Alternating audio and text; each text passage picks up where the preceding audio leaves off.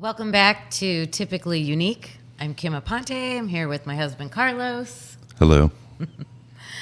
So we are in round 4.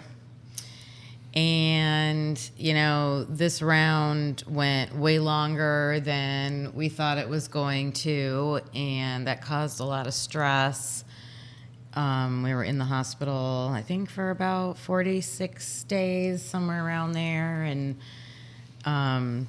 typically we were there for around 30 days, so it was hard waiting out those last few days. And Aiden dealt with a lot of side effects. He had a lot of nausea this time and mouth sores, and his lips got severely, not just chapped, but bleeding, and it was a mess. So he went through a lot with this round.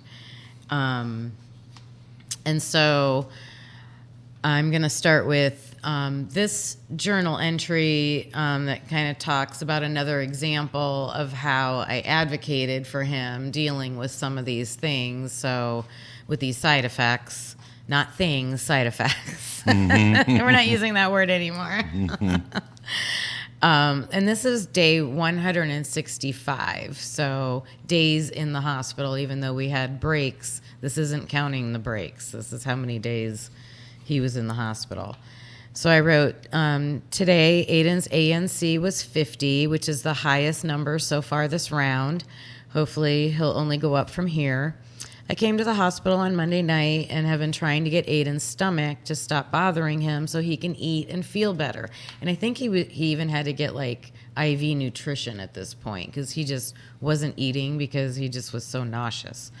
When the doctors were talking to me the first couple days this week, they were throwing out all these new drugs they could put Aiden on for the nausea. And I just reached the point where I was like, enough already. It's like we're giving him this drug to help this other drug. And so I just got fed up and I Googled, of course, natural cures for nausea. And ginger and mint were the two most cited herbs. I bought Aiden some wintergreen mints from the vending machine, and they really have helped him a lot. I was so surprised and relieved to give him some comfort for a little while. He actually ate some pretzels and drank Gatorade Wednesday night after the mints. The doctor said they're going to put mints on their list for treating nausea. I'm sure they were kidding, but I also bet that there will be a day when they recommend someone to try it. I was very frustrated on Tuesday that we were still at this point with nausea because we made adjustments to Aiden's meds the week before, right before I left. That always seemed to be the pattern. I found out that the adjustments they made didn't even go into effect for very long before they changed them back. It's like they get things to where they are working, and then as soon as they are working, they want to start taking them off the meds too soon, way too soon in Aiden's case. I was hot.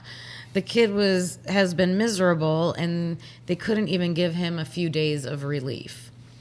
So now I'm getting ready to go home again with things pretty good right now, and I'm just a nervous wreck that some jump-the-gun resident is going to go changing everything too fast. I think an email to his primary care doctor is in order. I do give them credit for always being available for communication. So, the doctors don't live at the hospital, so they had a core set of primary doctors up there. I don't know, maybe 3 or 4 of them, and they would take turns being on rounds. So your doctor isn't always the one that's there every morning doing the rounds. They would show up and check in, but they weren't always there. So, and then these residents, they're there learning and practicing. So I think that was the case with, how they would get things to a point where it was working and then, he's better now, so now let's start weaning them off, and they would just do that too fast. So maybe a little point to that, and playing devil's advocate a little bit, because we do that a lot with each other, or maybe me more to her than the opposite way. But one of the things that they told us very early on was, we don't want the medicine, these drugs, to interfere with his organs and all this other stuff. So the more medication that you're on, the more susceptible you are to, having some heart failure or breathing problems, or could affect your kidneys and all this stuff. So yes, to Kim's point, he's feeling relief, which is allowing him to eat and, have some normalcy. But probably in their mind, they're thinking, well, hey, if we've been able to control this in some way, let's get him off this immediately, because they're tearing his body apart, and even gets worse down the road. Yeah. They're really tearing his body apart. And one less piece of, something that's being introduced into his body is probably one more good thing to take away, because we don't want it to affect. So, I sometimes, and that's where I was in this role of, trying to calm the, passions and frustrations that we were feeling. Like, look, let's just have the kid feel better. And also be like, we got to look down the road here too. There could be some after effects and side effects of a lot of this stuff that's going on.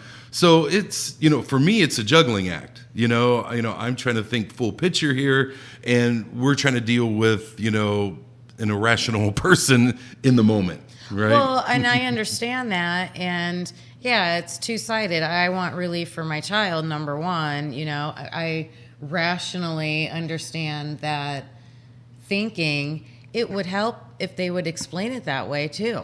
Right. I just say that. Yeah. Well, and I love you. And I didn't come up with that on my own. So they did say that. I did hear the words. So, and that's, but again, when you're in that moment, and I understand, and you're trying to give relief, let's give relief to, our son. And do we have to take it off the next day? Can we wean him a little bit, or can we do in smaller doses or whatever? So I do understand, but to your point, it was communicated, but if it's communicated when we're at a 10, it may not register, and we may not be able to process we're it. Sharing this as our perspective and our experiences. So I know it seems like I rail against the nurses and I'm railing against the whole entire hospital system, and I was, but because that was my experience and those were my feelings at the time, and that's what we're sharing. But it is good to bring up that other side and the reality. That's the reality. And the real reality is it affected us, right? Because why are you taking their side, Carlos? Why? I don't want to hear that. Let's give our son relief. Why are you concerned about what they say? And so it was an issue for us. It was an issue because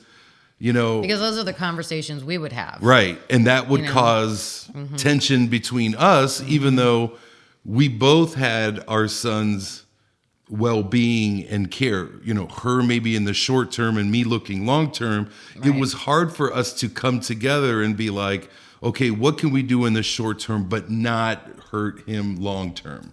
And that caused a lot of tension between Kim and I, because we wouldn't walk away with those, be like, thanks for sharing that with me, and I appreciate it, and way to bring up that point of view. No, it would be hard feelings. It would be tension. It's a lot of tension. Right. But I think what you did during that time, especially with the mint and things like that, was try to find a way to say yes. Right? Try to find a way to give him the short-term relief that he needed with this mint, and not introduce the drugs that could have that long-term side effect. So kudos to Kim for advocating and finding a way. And I don't know if that was after one of our tension-filled discussions about long-term and short-term that she came up with that, but those are the things that she would do to make sure that she was giving him the best health and safety care that she could. In that moment, the light bulb went off for me, not with the point you're discussing. Like, I wasn't thinking, oh, this is hurting his... Well, I guess I kind of was. I was just looking at it like, oh my gosh, we're just chasing medicine after medicine after medicine. And it seemed ridiculous to me. So it wasn't, that was just my layman's, take on it. But I thought, okay, there's got to be something natural. Yeah. And I guess try that. And for both of us, and we're speculating at this moment because we're not back at that day that it happened. Right. But to know that we've had those conversations, maybe we did or did not have it at this point. We had those conversations that there would be the tension between us. Mm-hmm. And instead of us, again, communicating in a way, which we learned how to do better, later on in life, but communicating in a way where we could walk away from that, okay, what's our action plan and how can we help Aiden better? We probably didn't walk away from that feeling great about each other. It took 20 minutes, a half hour, maybe a day, and then we would come back and be like, I kind of heard what you said, and right, I Googled this stuff, and here's what I come up with, and boy, this is a great compromise. It would be weekly, if not daily, or every other day, or however frequently it was, but it would either be me on edge, freaking out about what was happening at the hospital because I wasn't there. And so I want to know everything. And, we got into discussions, arguments because of that, or because I was at the hospital and I'm the one dealing with it and I'm dealing with it and you're not here. And, that point of it. So yeah, it was bad. Oh yeah. Bad. Oh, I remember those. Chill. Okay. So,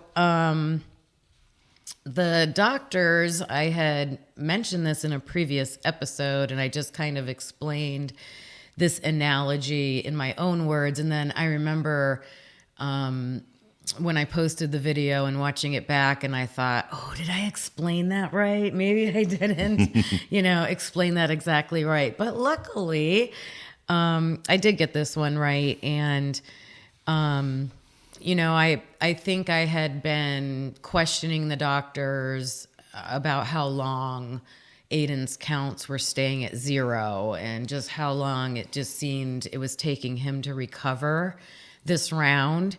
And so this doctor gave me this analogy, and he said, if Aiden's bone marrow is a field of grass 4 inches high, and the cancer is weeds in the grass, the chemo mows the grass down 2 inches every time. So every time they do a round, they're mowing it down 2 inches. So by the 4th and 5th time, you are mowing dirt. And since there's no grass or bone marrow cells, it takes that much longer for the grass to grow back. So that is where we are now, mowing dirt. So that's how he was explaining it was taking so much longer for his counts to come back up. I told him I liked his analogies, but why do they always involve plants? So he had always compared things to plants. And then he laughed and said, I have to meet the doctor with the military analogies. And that doctor is a transplant doctor. So I said we were not planning on meeting him. And then I wrote that I hadn't written in a few days because there wasn't anything different going on. But here were some of the things that Aiden was facing. So he hadn't had any fevers for 3 days, so he was having a lot of fevers before that. His lips looked disgusting, but they were healing. He wasn't eating, he wasn't drinking, he was getting IV nutrition, and he was still vomiting. He didn't have any energy, but he did go to the game room for about 45 minutes. He's bored. So that's another part of it. Just, we got to go home and get a break. He was there for every second of those 46 days. His counts were 0.10 today, and the doctors are optimistic. And Aiden is still smiling and laughing when things are funny. And I just said that was it for today. All right, so that explains a little bit how the treatments what they were intending to do with those. So every round it's getting worse because they're really getting down into his bone marrow now, and it's taking a long time for him to recover. Yeah, and round 4 was a little bit more intense. Chemotherapy, because they're now underground mowing the dirt, right, and getting the roots of the weeds, so that hopefully the cancer will not come back. So we felt like, maybe a part of us felt that if his numbers are taking a little bit longer to come back, maybe they're really mowing deep, and maybe this is working in some way. Right. So we're feeling hope it's working. Yeah, take a little bit of bad news and try to twist it into something good. Mm-hmm. So, but more bad news was on the horizon. Yeah. So we have talked and explained many times how we knew all these different patients that were up there with Aiden during this time. He got to know a few of them very, very well. These kids would hang out with not just hang out with each other in the hospital, but like they're cuddling together. They're sick. They're not feeling good. They're in the game room, trying to play video games, watching each other, like laying on each other underneath blankets together in there, like really spending, this, I don't know, close, comforting time together. And they never really said a lot about what they were going through, but they knew, because they all, I kind of hate to say this, but it was a given. They all looked alike. Yeah. They were all bald. They all had the tubes coming out of their chest. They all had an IV pole. Their lips were chapped. They looked, just, they all looked the same, and so it was a community of these kids that didn't really talk a lot about it, but shared in something. And when they saw each other at each other's worst, they knew, right? They just knew how they were feeling and what they were going through, and would just give time and space and let them go through that. Right. So one of those special kids was that the dad that we had talked about that hung out at the nurse's station a lot. We'll call him Matt. Yes, we called him Matt. Yep. His son and Aiden were probably the closest. Yeah. Because he never went home. He was a constant up there. And he needed a bone marrow transplant and to cure his cancer. He had a different type of cancer than Aiden, and they had tried 2 or 3 times to do a bone marrow transplant, and unfortunately that little guy didn't make it. Yeah. And I marked the day that he lost his battle, and it was in 2011 on January 10th. And I just dedicated that journal post to him. And I have a picture that I posted with this. This little boy and Aiden are on the couch together in the game room, and Aiden has mouth pain, and he's holding a wet washcloth against his mouth, and the little boy's laying like with his legs on top of Aiden under a blanket, and they're just together there. And I just said that Aiden and this little boy spent a lot of time together at Rainbow, hanging out in the game room at the nurse's station or playing video games. I'm gonna cry. It's getting me too.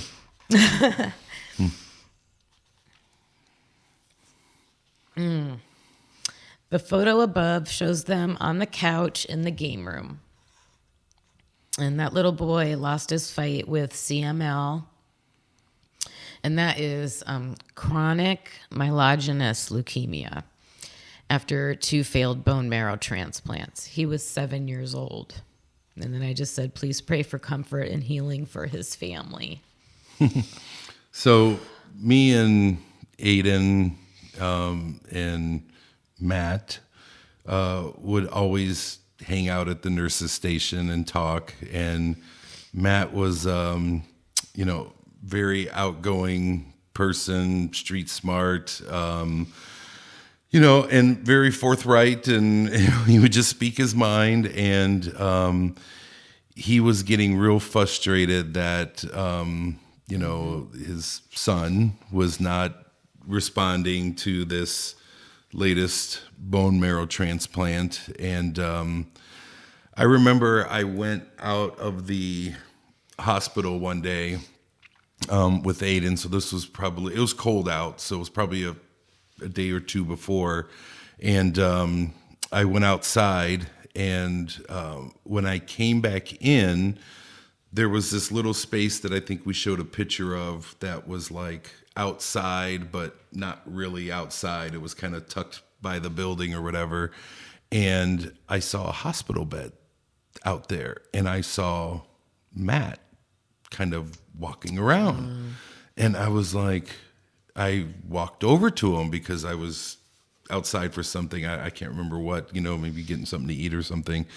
And when I came back, I said, "Hey, what's going on?" And he was upset, and he's like, "I want my son to be outside. He has not been outside in forever." Yeah, this was January, and they'd been there since June or July. And he's like, "I just want him to smell some fresh air and just to, hear what it sounds like out here." And I was like, and that's when I realized. So I walked over to, his son and stayed with him for a little bit, talked to Matt, and it was really sad because he was not really responsive, and he was just kind of, he was awake, he was semi-alert, but he wasn't answering questions, and he wasn't doing much. And yeah, I didn't see him at that stage. At that point, it was bad.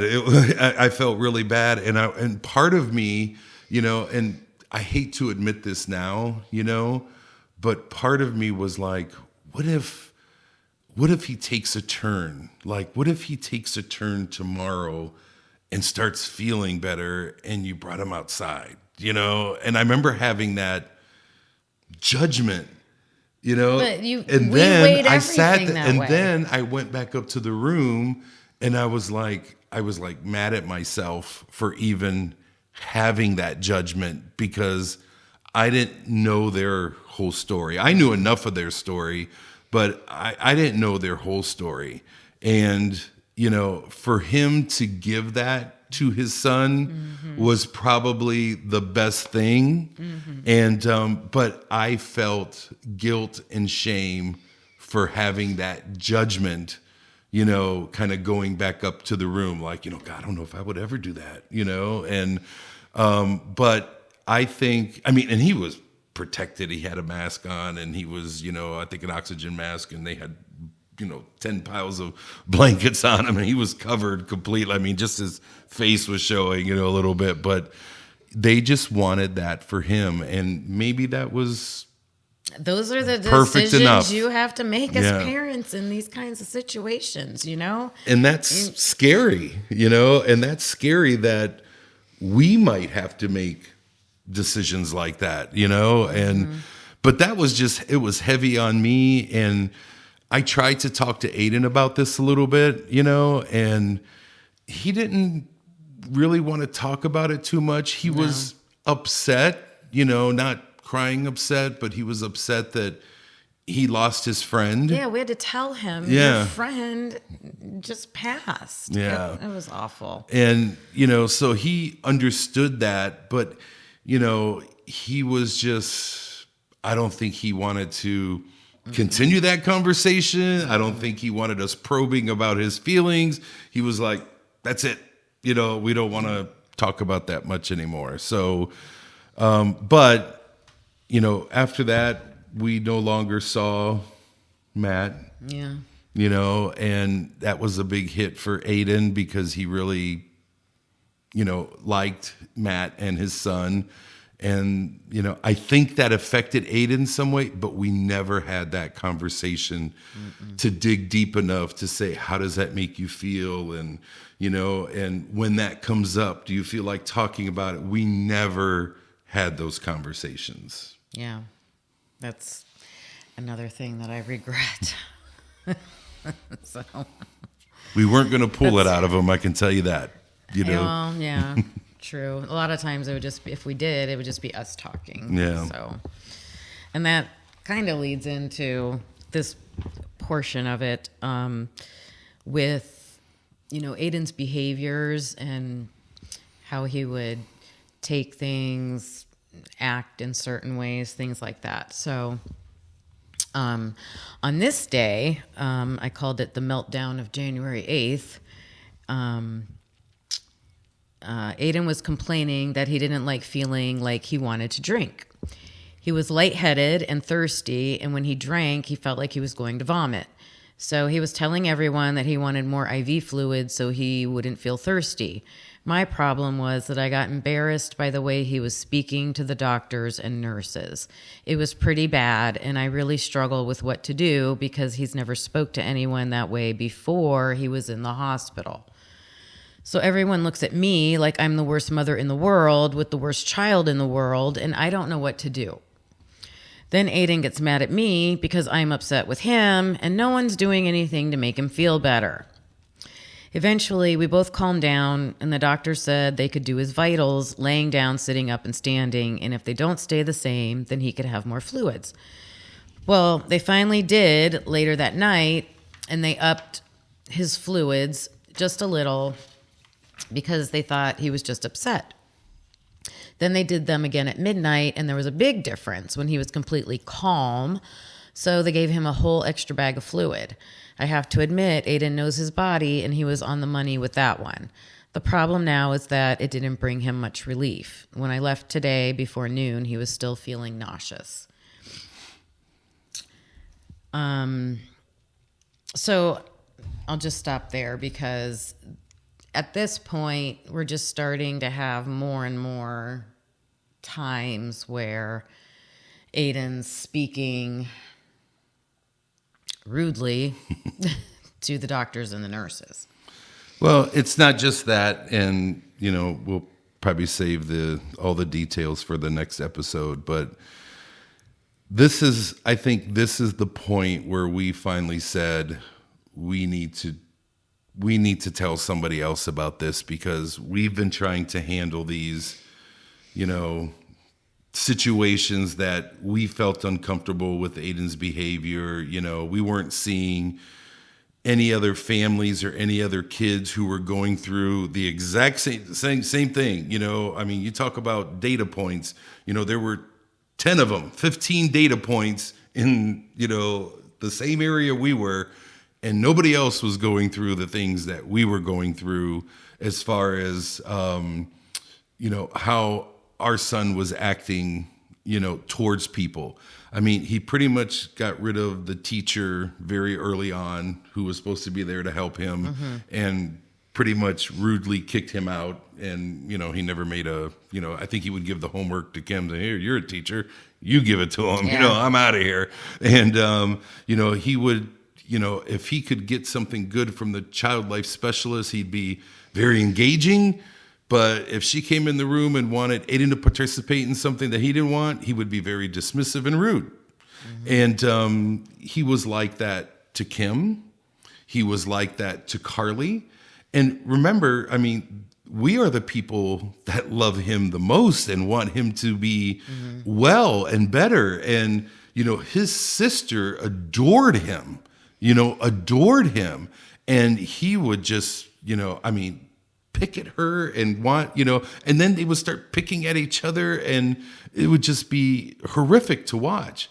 And he would tell her, I hate you, get out of here, and I was like, what the heck is going on? So at one point I approached Kim and I said, I want them to check Aiden, he's here at the hospital and he's getting his ears checked, his eyes checked, his nose checked, his teeth checked, they're checking his heart. Can they check his mental state or, see if there's something going on? And again, we kind of had a long debate about that. We're not here for that. We're here for him to survive. And do we want to add that onto the plate that we're already dealing with? Yeah. Like that was the big Yeah. And discussion. And I get that, but it was getting so bad to such a point that I was like, there's more to this. Yeah, all the little, sensory issues. So it was, behavioral, it was physical, with like the sensory issues, things like that. It just seemed like everything just kind of came together. Whereas before, when we were out of the hospital, we were like, maybe they were isolated things that we were like, or isolated events or so behaviors. Let's get into some of those, and we will do that right at the outset of our next episode. Yeah, we'll get into that then. So please join back with us for that, and we will see you then. Bye. Bye.